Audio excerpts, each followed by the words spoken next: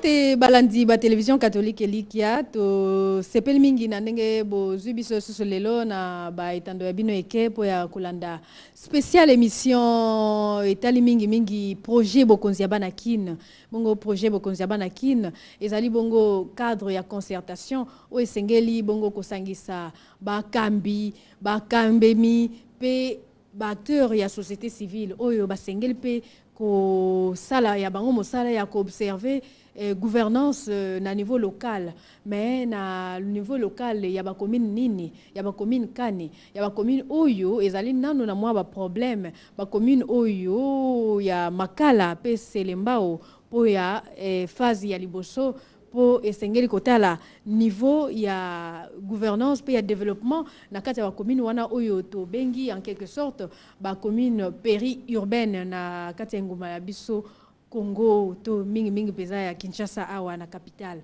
bongo nde ntina wana to yambi lelo boko ba invité na biso bapaya na bango nde bango baza na kati ya projet bokonzi ya bana kin baza moko na moko azalina ya ye fonction zo ko jouer na kati ya projet ye ezalina ba acteur baza ba acteur étatique ba acteur non étatique bako pesa biso penza bango moko na maloba na bango misala kani bazali ko sala na kati ya projet bokonzi ya bana kin pote développement et sila na kokota penza ndenge sengeli na kati ya ba commune o ezwami na mikakatano na tinetali ba problème ya santé bokolongono banzoto pe ya éducation bongo na ko monopoliser parole te na kenano kopesa nanu bango mbote boye bolamu dans l'ensemble avant que na présenter bango individuellement mbote na bino pe boye bolamu.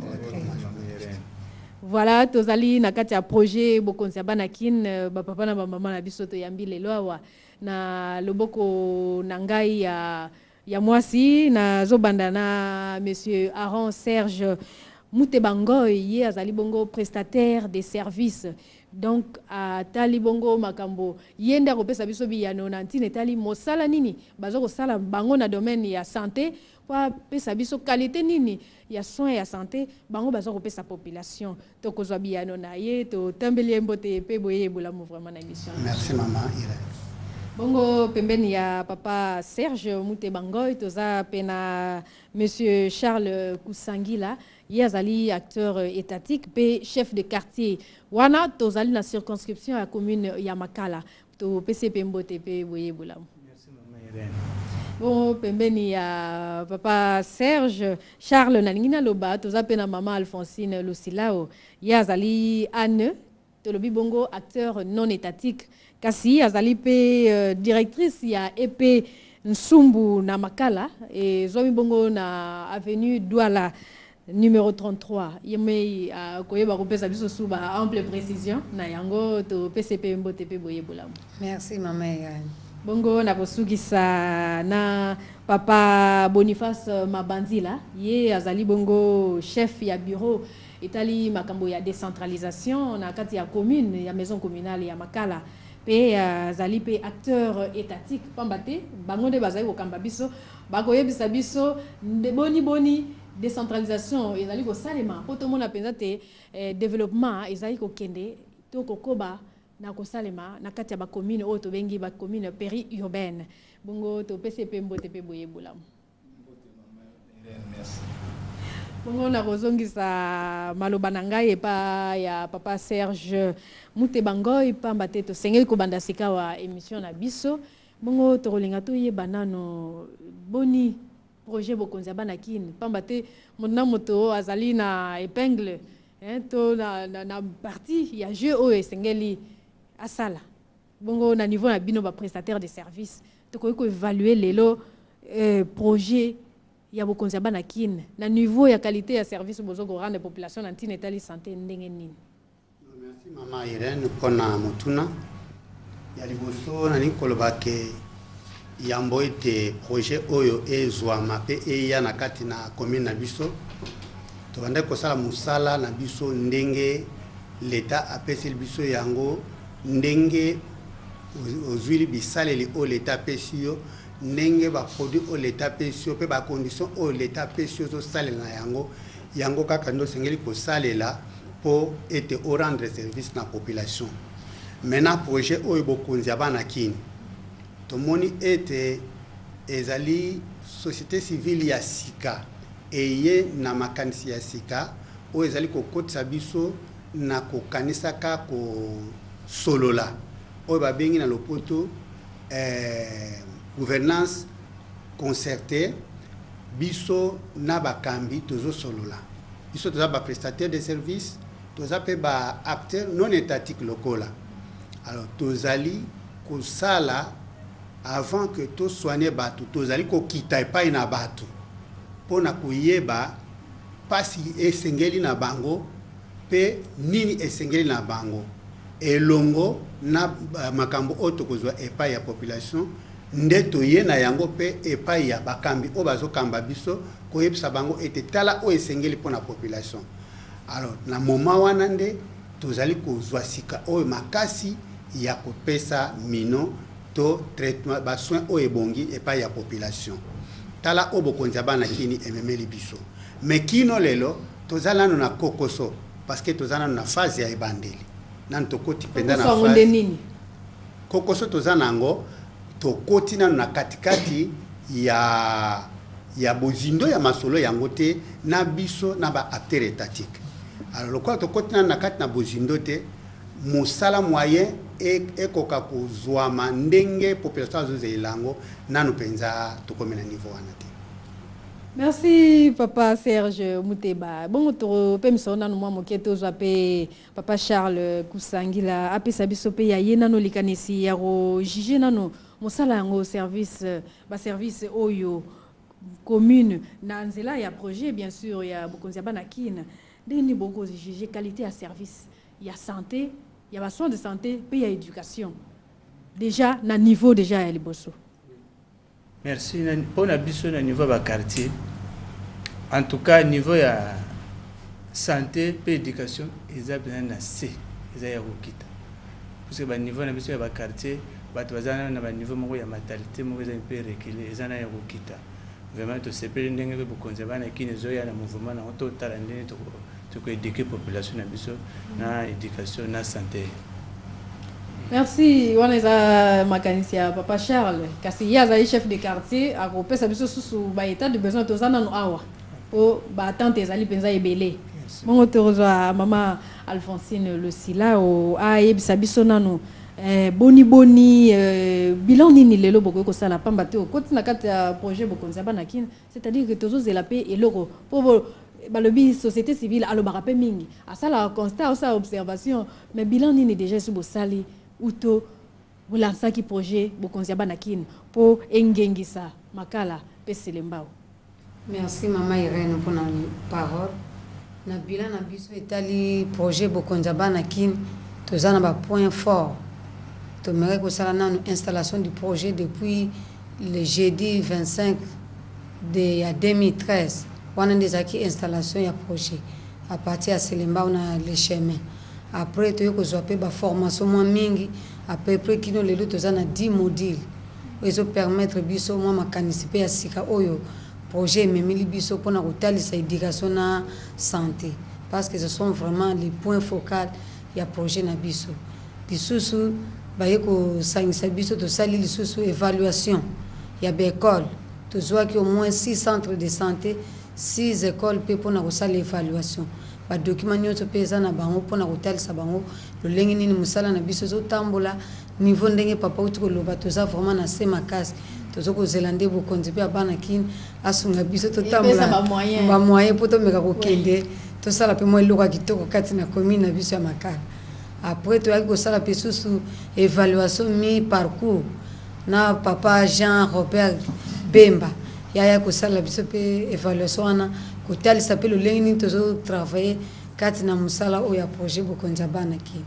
Après pe to sala ki moi lisungi vraiment ba pesa ki biso kaka lobby moi ba fourniture tozo ki yango poto mera kotam sa pe musala o na ba réseau to poto sakina moi ba kokoso ba outil de travail ezaki na biso te wana nde le point fort ya projet bokonza bana ki.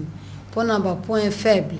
Tout ça, dans moi lanterne parce que le projet, oh, ils ont moi durée déterminée au plus tard, au moins 3 ans. Nicolezo les cas. Nicolezo les cas. D'ailleurs, comme un projet, moi, sans effet, il y a les lettres mortes. Mon vraiment, il y a un autre lobby, tout ça, dans moi lanterne. Après, tu as remarqué les choses que si les autres ont un projet, mais bureau, ils ont noté, bien que l'installation peut être réseau, c'est salama. Les sous-sous, tu as un outil à travail. Na bureau, na biso, même dans le groupe thématique, parce que le groupe thématique est allé 4. Tout ça, la décentralisation, tout ça, la santé, tout ça, l'éducation, la plaidoyer. Jusqu'ici, vraiment, il y a moyen de bord, il y a Moussala Oyo, et ça, il y a un lobby, il y a des soumis, il y a des miracles, il y a des locaux, et vendis ce qu'on a bureau. Voilà le point faible dans le Merci, maman Alphonsine. Bon, on appelle papa Boniface Mabandi, là, après ça, il y a un bongo acteur étatique, Pambate, Azali Kokamba, chef de bureau, il y a décentralisation. Kasi mingi na kati ya nguma biso kishasa torolo bate décentralisation etikali processus et ça non le processus kasi awa na nzela ya bokoza bana kinpu elingi yango ekati penza nzela mukuse preuve à l'appui terrain bala moko action sur place kasi to yeba est-ce que vous allez près déjà na décentralisation ya vivre décentralisation na kati ya commune Makala. Tu parles en français? Oui, si vous voulez. Comment on peut évaluer la décentralisation au sein de la commune de Makala? Merci. Je vais d'abord citer le cadre.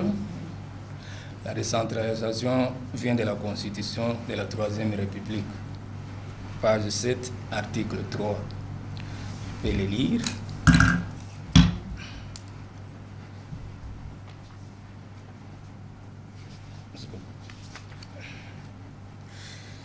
Les provinces et les entités territoriales décentralisées de la République démocratique du Congo sont dotées de la personnalité juridique et sont gérées par les organes locaux. Ces entités territoriales décentralisées sont la ville, la commune, les secteurs et la chefferie. Elles jouissent de la libre administration et de l'autonomie de la gestion de leurs ressources économiques, humaines, financières et techniques. La composition, l'organisation, le fonctionnement de ces entités territoriales décentralisées ainsi que leurs rapports avec l'État et les provinces sont fixés par une loi organique. On a donc gagné vraiment. Le fondement, là où vient le mot décentralisation, ça ne vient pas dans l'air. Ça se trouve dans la Constitution de la République et c'est parmi le programme qui doit nous accompagner pour le développement à la base. Et est-ce qu'on vit déjà ce développement à la base dans la commune particulièrement de Makala? Est-ce qu'elle est effective déjà, même avec l'envol avec le projet de Bokondiabanakin? Je pense que oui, parce que dans la décentralisation, nous avons 3 parties. Il y a la partie politique, il y a la partie administrative, il y a la partie fiscale. Dans la partie politique, nous avons les guides qui nous accompagnent. Et nous avons suivi beaucoup de formations. Il y a la loi de la décentralisation, elle est là. Nous l'avons eue. Et tous ces textes nous ont amenés à accompagner la décentralisation à la base. Et quand le Bukunzebana qui sont arrivés, je pense, ils sont les auxiliaires qui doivent accompagner la décentralisation. Parce qu'à part les étatiques, il y a aussi les non-étatiques, il y a la société civile, il y a les partenaires et la population. Alors c'est parmi les composantes qui doivent accompagner la décentralisation avec nous. Et chaque fois quand il y a des formations, je pense que nous sommes ensemble et nous appuyons quelques formations que nous donnons pour les besoins de cause. En tout cas, nous reviendrons à vous. Le temps de poursuivre, de revenir dans un deuxième volet des questions. Ça concerne cette fois-ci les types de difficultés que vous rencontrez, Papa Serge Mouteba. Ma difficulté en gros ezali nini na ebite so toro ko bakaka na kati ya français en roto toro ko varié. En tout cas, oui. Quelles sont ces difficultés que vous rencontrez habituellement dans votre service comme prestataire? Les difficultés habituelles sont énormes, maman. Dans la commune de Makala, nous devons d'abord comprendre que partout ailleurs, l'État congolais a établi ou a construit des centres de santé qui appartiennent à l'État pour amener la population à accéder facilement aux soins de santé. Mais dans la commune de Makala, nous n'avons presque pas de centre de santé de l'État. Ce qui veut dire que la population accède difficilement aux soins de santé. Il n'y a que des centres de santé privés qui essayent d'aider la population. Alors c'est pourquoi nous avons profité de Bokonziaba Nakin en allant à la base, prendre les difficultés de la population, amener ça au niveau des quartiers et de la commune, afin que la commune, notre municipalité de Makala, puisse trouver des solutions appropriées à ces problèmes-là. Donc des difficultés. Et parmi ces difficultés, à titre illustratif, on peut savoir si... Il y a le manque de centres de santé, parce que la commune de Makala a du moins 18 quartiers. Il y a des quartiers qui sont très éloignés de la maison communale, qui ont des difficultés même de transport pour accéder à des hôpitaux, pour aller rejoindre les centres de santé.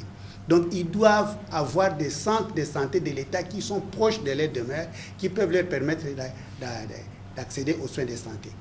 Mais jusque-là, la commune est presque enclavée. La commune de Makala est enclavée. Et beaucoup de quartiers sont enclavés. Donc la population n'accède pas à des soins de santé facilement. Ça, c'est l'une des difficultés habituelles que nous avons. Ajouter à cela le manque de matériel approprié. Il n'y a pas de matériel. Et si vous avez un malade à évacuer, comment vous allez l'évacuer? Parce qu'on n'a pas d'ambulance qui appartiennent à la municipalité. C'est aussi une difficulté. Donc parmi les difficultés, il y en a beaucoup. Nous pouvons ne citer que ça à titre illustratif.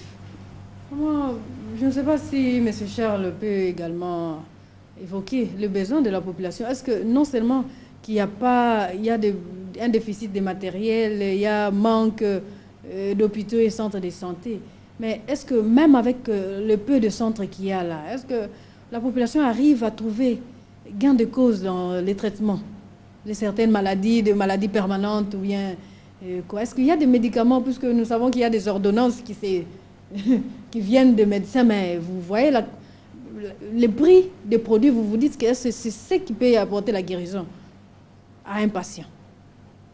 Mais quand vous comparez les mêmes prix avec un hôpital respectable, vous trouvez que les prix sont majorés, la qualité de produits que le médecin exige sont tout à fait autres. À éviter. Le roi utilisateur, merci. Pour la santé, d'abord, on a ma carte de la santé moko. Ils ont la commune. Et méritaient même que vous appelez centre de santé, puisque quand on a un maternité, les gens moindres. Mais pour le traitement, vraiment, ils ont passé. Ils ont souffert pour le traitement. Vrai traitement, pour un vrai traitement, il y a $50. Mais ceux qui sont un vrai traitement, il y a $50. Donc, si la population a un traitement, bien, ils préfèrent que ils ont tâtonné comme la vaquisse. Ceux qui ont belé à ta mouton, à ta nina, mais la vaquisse, ceux qui ont mouton, à supposer, à qui met la novalgine, à qui met l'aspirine, donc ils ont tâtonné. Du fait que ils ont un bon traitement, ils ont tâtonné. Ils ont automédication, ils ont vraiment. Ils ont médiocre. Mouton, donc, à tâtonner, ceux qui ont belé à ta gueule, bon passe. J'espère que ça va n'y avoir. À ce moment-là, des caristes, à mêler 5 ans qui est na munganga pour batailler. Vraiment, d'autres gens ont des difficultés. Il faut passer sur les hôpitaux, les centres de santé, c'est un peu partout. Tous les 18 quartiers sont passés sur les centres de santé, vous avez tout remis. Donc, il y a des besoins préposés dans la prestataire de santé. Voilà. On n'a pas maman Alphonsine. Pour Aïb Sabissona, nos impact sur la formation à Bino. Pas mal de c'est beau tambouma. La formation à Bino, vous avez ça. Est-ce que tu crois que j'ai impact na yango lelo? Vous avez ça, vous pas banani. Et est-ce que oyo bozo sala bozo comme ça on paye pas la population pas peut-être le dialogue concerté est-ce que vous avez vérifié communication impact la communication entre bino la population? Merci pour la parole. Vraiment avec ce travail que nous venons de faire pour formation avec le projet Bokonzabanaki. Nous avons eu vraiment un grand plaisir d'atteindre même la base, mettre en communication, parce qu'avec les groupes thématiques, c'est la base qui nous aide maintenant à communiquer ce que nous avons reçu dans des formations, de faire voir aussi à ces groupes thématiques afin d'amener le travail que nous a donné à ces projets. Tel que quand nous faisons dans nos écoles, nous avons vraiment eu un outil de travail qui nous aide vraiment à voir même les normes de la modernité même en marche, parce qu'il y a eu des écoles que vous voyez telles que les écoles privées, je m'excuse même à dire ce mot, que vous allez voir que ce sont des maisons le matin, pardon, le soir, mais le matin ce sont des écoles. Quand vous voyez les conditions de viabilité, ça n'a pas vraiment d'impact. Mais avec ce projet, nous savons comment améliorer donc, vraiment. il y a une amélioration par rapport des à avant. conditions de travail avec l'outil de travail qu'on nous a remis. C'était vraiment très accueillant et puis vraiment intéressant pour le changement des conditions. Souvent, y a-t-il des réunions, des restitutions? Oui, des restitutions ensemble avec les comités de base, surtout que nous avons eu dans les groupes thématiques. C'était vraiment bien. Mais nous étions un peu bloqués parce que les outils de travail n'étaient pas encore là, on ne pouvait pas continuer comme ça. C'est pourquoi il y a eu un peu de diminution des réunions. Mais c'était vraiment fait. Mais M. Boniface, c'est-à-dire qu'il y a encore des besoins qui sont encore récurrents au niveau de la base. Est-ce qu'au nom de la décentralisation, est-ce que vous savez déjà évaluer aujourd'hui les besoins de la population en matière de santé et de l'éducation, puisque ça revient à votre tâche?